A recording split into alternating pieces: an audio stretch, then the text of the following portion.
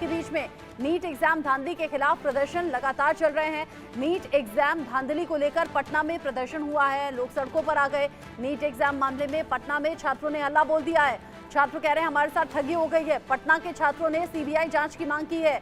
जो छात्र हैं कुछ तो ऐसे हैं कोर्ट मूव कर चुके हैं। शहर शहर छात्रों का ये आक्रोश जारी है और ये वो स्टूडेंट्स हैं जिन्होंने दिन रात मेहनत करके नीट का एग्जाम दिया था, या फिर कुछ वो छात्र हैं जो नीट का एग्जाम देने की तैयारी में हैं।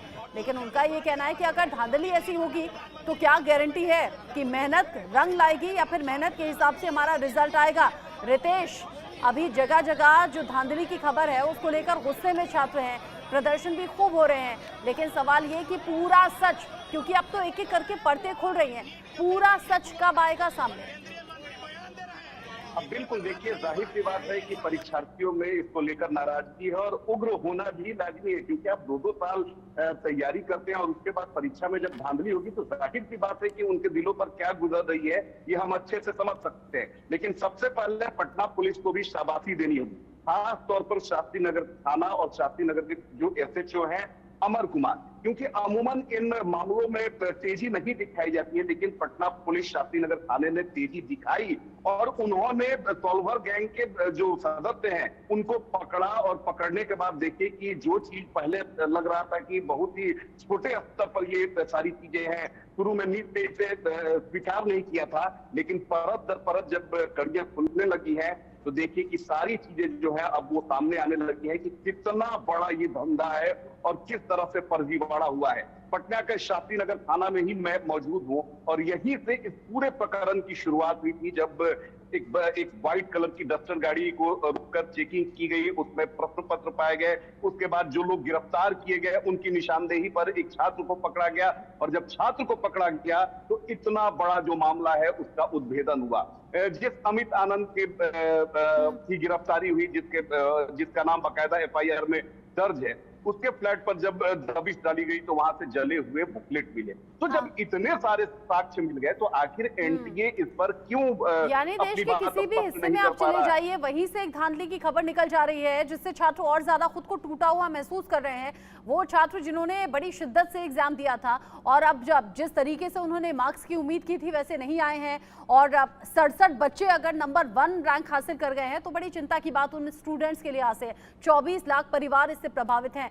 नीट पेपर लीक को लेकर गुजरात से कनेक्शन सामने आ रहा है और जब इस पूरे मामले को लेकर जांच की बात कही गई, एनटीए ने कहा कोई धांधली नहीं हुई, शिक्षा मंत्री ने कहा कोई धांधली नहीं हुई। लेकिन गोधरा से जहां से एक टीचर समेत 5 आरोपी गिरफ्तार हुए हैं, नकल कराने के लिए 10-10 लाख रुपए में डील हुई थी और जब से मामला सामने आया ये पहला सबसे बड़ा खुलासा रहा गुजरात के गोधरा से। अब तक 2.5 करोड़ रुपए के मनी ट्रेल का खुलासा हुआ है।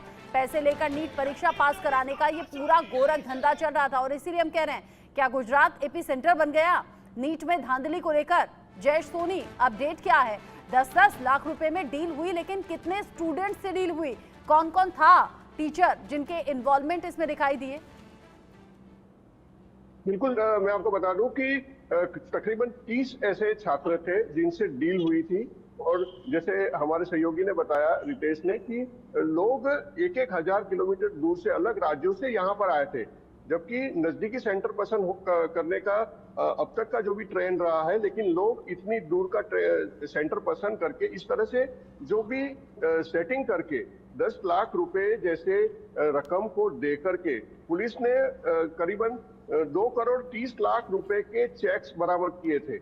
और इसके साथ साथ मैं आपको बता दूं कि जब ये रेड की गई थी, जब यहाँ के डीएम को जब सूचना मिली और उन्होंने पुलिस को साथ में रखकर जब रेड की गई थी, तब ये स्टूडेंट्स भी सारे यहाँ मौजूद थे, लेकिन पुलिस ने जो जवाबदार टीचर्स थे और जो बाकी लोग जो थे, जो एजेंट वगैरह थे, उनको गिरफ्तार किया, लेकिन स्टूडेंट्स के खिलाफ कोई कार्रवाई नहीं की। स्टूडेंट्स से किसी तरह की कोई पूछताछ नहीं की गई।